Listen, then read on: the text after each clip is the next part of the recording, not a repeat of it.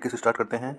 The word species was coined by, यहाँ पे बताया गया है कि जो species, the word species coined by, यानी कि स्पीसीज शब्द का चयन किया गया है जॉन डे द्वारा, मे द्वारा, जे हेक्सले द्वारा, कैरोलस लिनिस द्वारा। तो यहाँ हमारा ऑप्शन सही हो जाएगा जॉन डे, यानी स्पीसीज शब्द किसके द्वारा कॉइन किया गया है, जॉन डे के द्वारा। स्पीसीज शब्द को सर्वप्रथम जॉन डे ने प्रस्तुत किया था। इन्होंने फैमिली तथा जेनस शब्द भी दिया था। ये फैमिली है और जेनस, इन्होंने इसके बारे में भी बताया था जॉन डे ने। इन्होंने स्पीसीज को जन्म के आधार पर परिभाषित किया था। मेयर ने स्पीसीज को नए रूप में परिभाषित किया था। अब अगला क्वेश्चन देख लेते हैं। The cohort of Bentham Hooker is equivalent to present day, यानी कि बेंथम हुकर का कोहर्ट आज के समकक्ष है।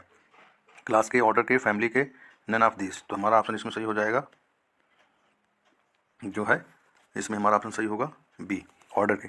जॉर्ज बेंथम जो थे उन्होंने क्या किया था, 1800 और 1884, 1800 और 1884 में एम जोसेफ डॉल्टन हुकर, एक थे जोसेफ डॉल्टन हुकर थे। उन्होंने क्या किया था कि 1817 से 1911 द्वारा पादप वर्गीकरण संबंधित शोध, यानी रॉयल बॉटनिकल गार्डन क्यू में किया था। इनके पादप वर्गीकरण की पद्धति एलिफेंस डी कैंडलो के पादप वर्गीकरण पद्धति द्वारा आधारित था, जिनके द्वारा आज के प्रचलित ऑर्डर यानी गढ़ के स्थान पर कोहर्ट का उपयोग किया गया था। अगला क्वेश्चन हमारा है, who is referred as a father of botany. बहुत इंपॉर्टेंट है, वेरी वेरी इंपॉर्टेंट। वनस्पति शास्त्र के पिता कौन है? तो यहाँ पे हमारा ऑप्शन सही हो जाएगा थियोफ्रिस्टस। थियोफ्रिस्टस को वनस्पति शास्त्र का पिता कहा जाता है, फादर ऑफ बॉटनी। अरस्तु को जीव विज्ञान तथा जंतु विज्ञान का पिता कहते हैं। लीनियस को वर्गीकरण विज्ञान का कहते हैं। जो लीनियस है इन्होंने क्लासिफिकेशन, फादर ऑफ क्लासिफिकेशन, और जो है अरस्तु को जूलॉजी और बायोलॉजी का फादर कहा जाता है। अगला क्वेश्चन देख लेते हैं। Botanist name plants in Latin so as to. वनस्पति शास्त्री पौधों के नाम लैटिन में इसलिए रखते हैं क्योंकि जो वनस्पति शास्त्री होते हैं, जो पौधों का नाम अगर रखा जाता है तो उसमें लैटिन वर्ड क्यों यूज़ करते हैं, इसमें ये बताया गया है। तो हमारे 4 ऑप्शन है यहाँ पे। Claim superiority over the common man, prevent the common man from studying plants, claim superiority over the scientist, achieve international uniformity, यानी कि हमारा यहाँ ऑप्शन यहाँ सही हो जाएगा डी, अचीव इंटरनेशनल यूनिफॉर्मिटी, यानी कहने का तात्पर्य है कि ये अंतर्राष्ट्रीय समानता रखना चाहते हैं, इसलिए जो है यहाँ पे इनका नाम रखा गया है। लैटिन भाषा एक मातृभाषा है। अगर लैटिन भाषा में हम बात करेंगे तो लैटिन भाषा एक मातृभाषा है, अर्थात साधारण बोलचाल में इस भाषा का प्रयोग पूरी तरह से बंद हो चुका है तथा इसमें अब तक कोई परिवर्तन नहीं हो सकता है। अतः वैज्ञानिक नामकरण में लैटिन भाषा का प्रयोग करते हैं ताकि ये अंतर्राष्ट्रीय रूप से समान रहे।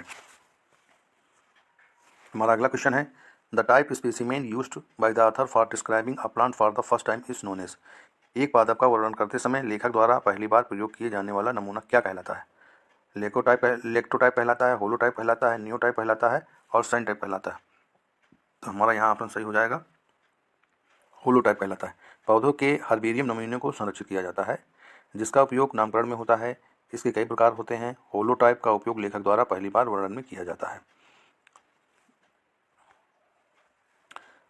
When species name exactly repeats generic name it is known as, यानी कि जब जाति का नाम वंश के समान होता है तब वो क्या कहलाता है? बाइसोनाइम, टर्टोनाइम, होमोनाइन, साइनोनाइन। तो इसमें हमारा ऑप्शन सही है टेट्रोनाइम। क्या कहलाएगा? टेट्रोनाइम कहलाएगा। ठीक, इसमें जब वंश यानी जेनस और जात स्पीसीज दोनों नाम के प्रत्येक अक्षर समान होते हैं तो उसे टाटोनियम कहते हैं।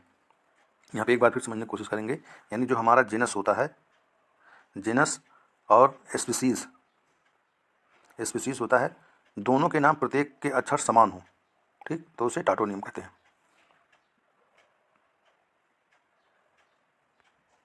अगला क्वेश्चन हमारा है, a botanical name in which specific epithet repeats exactly the generic name is called. Tautonym, synonym, homonym, autonym. कहने का तात्पर्य यह है कि एक वनस्पति नाम जिसके वंश और नाम पूर्ण रूप से जाति संकेत पद को ही दोहराता है वो क्या कहलाता है? टाटोनियम।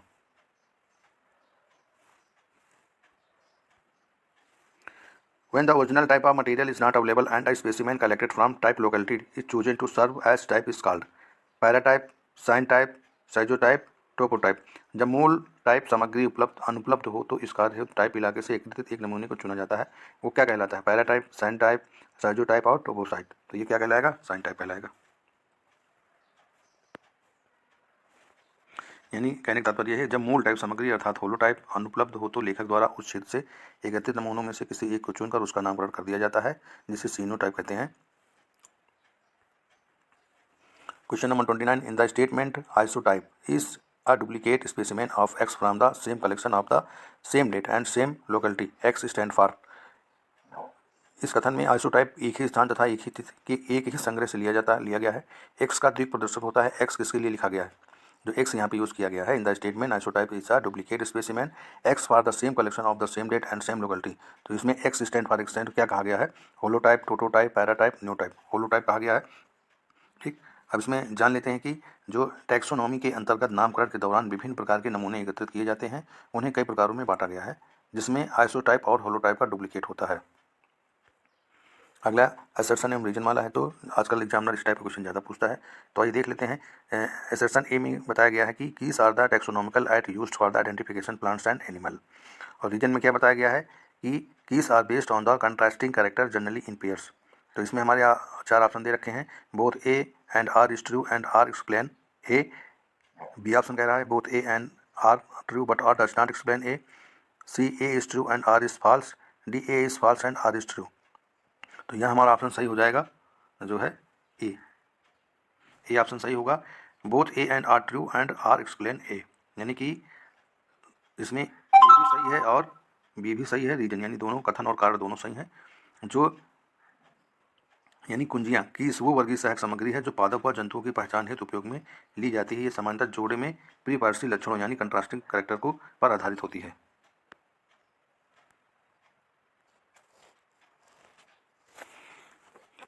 Question number 39. Bentham and Hooker system of classification is. वर्गीकरण की बेंथम एंड हुकर पद्धति है। Natural system, phylogenetic system, artificial system, none of these. यहाँ पे हमारा ऑप्शन सही हो जाएगा नेचुरल सिस्टम। बीजी पौधों यानी स्पर्मेटोफाइटा के विभिन्न लक्षणों पर आधारित वर्गीकरण की 3 पद्धतियाँ हैं। एक है नेचुरल सिस्टम। नेचुरल सिस्टम यानी प्राकृतिक पद्धति में बेंथम एंड हुकर द्वारा दिया गया है। एक होता है फाइलोजेनेटिक सिस्टम, एंगलर एवं प्रांटल तथा हंसिंसन द्वारा दिया गया है। एक होता है आर्टिफिशियल सिस्टम, ये लीनियस तथा थ्यूफेस्टर द्वारा दिया गया है। कहने की वर्गीकरण की बेंथम एवं हुकर पद्धति है। तो इसमें बताया गया है कि बेंथम एवं हुकर द्वारा किस पद्धति को बताया गया है। तो बेंथम एवं हुकर द्वारा जो है प्राकृतिक पद्धति यानी नेचुरल सिस्टम के बारे में बताया गया है। और इसमें 3 पद्धतियाँ होती हैं, नेचुरल सिस्टम, फाइलोजेनेटिक सिस्टम और कृत्रिम पद्धति, जो अलग अलग वैज्ञानिकों द्वारा बताया गया है। तो क्वेश्चन को ध्यान से सुनिएगा और सुन के जो है आपका जो है रिवीजन हो जाएगा। अगला क्वेश्चन है the classification given by Bentham and Hooker is. Bentham तथा हुकर द्वारा दिया गया वर्गीकरण है। नेचुरल है, फाइलोजेनेटिक है, आर्टिफिशियल है, न्यूमेरिकल है। तो यहाँ हमारा ऑप्शन सही हो जाएगा नेचुरल। अगला क्वेश्चन है the system of classification proposed by Bentham and Hooker is artificial, numerical, phylogenetic और नेचर। हमारा यहाँ ऑप्शन सही हो जाएगा डी नेचुरल। अगला क्वेश्चन देखते हैं total number of series in Bentham and Hooker system of classification और बेंथम एंड हुकर वर्गीकरण पद्धति में कुल कितनी सीरीज है? 13 है, 9 है, 21 है, 11 है। ठीक, तो इसमें कितनी सीरीज है? इसमें है 21। Total number of series of Bentham and Hooker system classification है 21। बेंथम हुकर ने बीजयुक्त पौधों को द्विबीज यानी डैक्टोलेटन्स यानी जिम्नोस्पर्म तथा एक बीजपत्री मोनोकोटिलेडनस में विभाजित किया। इनके द्वारा प्रस्तुत वर्गीकरण में कुल 21 सीरीज हैं, जिसमें से 14 सीरीज द्विबीजपत्री तथा 7 सीरीज एक बीजपत्री की हैं। टोटल यानी 21 है। Who suggested 5 pigment classification of organism. Very important, यानी कहने का तात्पर्य है कि 5 जगत वर्गीकरण किसने प्रस्तुत किया था? तो विटेकर ने किया था, कोपलैंड ने किया था, एडवर्ड्स ने किया था और थॉमसन ने किया था। तो इसमें जो है हमारा ऑप्शन सही हो जाएगा who suggested 5 pigment classification organism. इसमें सही होगा हमारा विटेकर ने दिया था। विटेकर 1969 में बताया था कि इसमें किसने दिया? 5 जगत वर्गीकरण दिया था। 5 जगत। अब मान लिया कि अब इसमें 4 जगत वर्गीकरण किसने दिया था? जो हमारे ये कोपलैंड हैं, ये कोपलैंड है, इन्होंने 1900 जो है 38 में 4 जगत प्रणाली का वर्णन किया था, यानी 4 जगत वर्गीकरण के बारे में बताया था। अब जो इसमें एक और वैज्ञानिक है हमारे हीकेल जो है 1866 में इन्होंने 3 जगत का वर्गीकरण किया था। और हमारे जो है लीनियस साहब ने जो है लीनियस ने 1735 में इन्होंने 2 जगत वर्गीकरण किया था। वेरी इंपॉर्टेंट क्वेश्चन है, तो एक बार मैं फिर रिपीट कर देता हूँ। इसमें क्वेश्चन पूछा गया है who suggested 5 pigment classification of organism, यानी कि 5 जगत वर्गीकरण किसने प्रस्तुत किया था? तो 5 जगत वर्गीकरण विटेकर ने 1969 में किया था। अगर 4 जगत वर्गीकरण की बात करें तो इसको कोपलैंड ने बताया था 1938 में। अगर 3 जगत वर्गीकरण की बात करें तो व्हीकल ने बताया था 1866 में। 2 जगत वर्गीकरण की बात करें तो उसको लीनियस ने बताया था 1735 में। Consider the following statements, question number 36। इसमें फर्स्ट स्टेटमेंट दिया गया है, systematics is the study of diversity of organism and their evolutionary relationship. The word systematics has it origin from the Greek language. Question number 3 दिया गया है, the word systematic was first use by Carolus Linnaeus. तो इसमें ये बताना है कि which is of the above statements is are correct. जो ये 3 स्टेटमेंट बताए गए हैं इसमें से कौन सा स्टेटमेंट करेक्ट है। तो इसमें जो एग्जामिनर ने माना है कि वर्गीकरण पद्धति या सिस्टोमेटिक्स के अंतर्गत जीवों की विविधता एवं उनके संबंधों का अध्ययन किया जाता है। यानी सिस्टमैटिक शब्द लैटिन शब्द सिस्टेमस से आया हुआ है, जिसका अर्थ है जीवों की नियमित व्यवस्था। यानी सिस्टमैटिक्स का क्या है तात्पर्य, जीवों की नियमित व्यवस्था। सिस्टमैटिक शब्द का उपयोग सर्वप्रथम किसने किया था, तो इसको कैरोलस लीनियस द्वारा किया गया था। इन्होंने सिस्टमा नेचर नाम की एक पुस्तक भी लिखी है, जिसमें जीवों के वर्गीकरण यानी द्विनाम पद्धति के बारे में भी बताया गया है, यानी बाइनोमियल नोमेनकल्चर का प्रतिपादन किया था।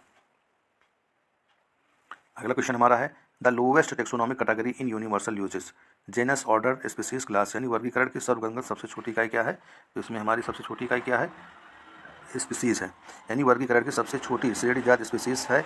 वर्गीकरण में विभिन्न श्रेणियों को छोटे से बड़ा क्रम में निम्नलिखित होगा। अगर पूछा जाए कि अगर जो है वर्गीकरण को क्रम में लगाइए तो स्पीसीज, उसके बाद जो है जेनस, उसके बाद जो है फैमिली के बाद जो है आपका जो है ऑर्डर आ जाएगा, ऑर्डर के बाद जो है क्लास आ जाएगी, क्लास के बाद जो है आपका फाइलम आ जाएगा, फाइलम के बाद यानी किंगडम आ जाएगा, और उसके बाद जो है डोमेन आ जाएगा। अगर क्रम में लगाने के लिए आ जाए तो ध्यान से सुनना और उसको क्रम से लगा देना। अगला क्वेश्चन हमारा है, study of animal behaviour is called. यानी जंतु व्यवहार के अध्ययन को क्या कहते हैं, एंटोमोलॉजी कहते हैं, एथनोबायोलॉजी कहते हैं, इथोलॉजी कहते हैं, इकोलॉजी। एंटोमोलॉजी, इथनोलॉजी, इकोलॉजी क्या कहते हैं, इथोलॉजी कहते हैं। Study of animal behaviour is called ethology, ethology कहा जाता है। अब एंटोमोलॉजी में किसका अध्ययन किया जाता है, इसमें कीटों का अध्ययन किया जाता है, ठीक। अब इकोलॉजी में किसका अध्ययन किया जाता है, इकोलॉजी में जीवों तथा वातावरण व जीवों के परस्पर अंतरक्रियाओं यानी इंटरेक्शन के बारे में अध्ययन किया जाता है। अब इथनोबायोलॉजी की बात करें तो इथनोबायोलॉजी में व्यक्तियों, जीवों तथा वातावरण के संबंधों का अध्ययन किया जाता है, और इथोलॉजी में जंतु व्यवहार का अध्ययन किया जाता है।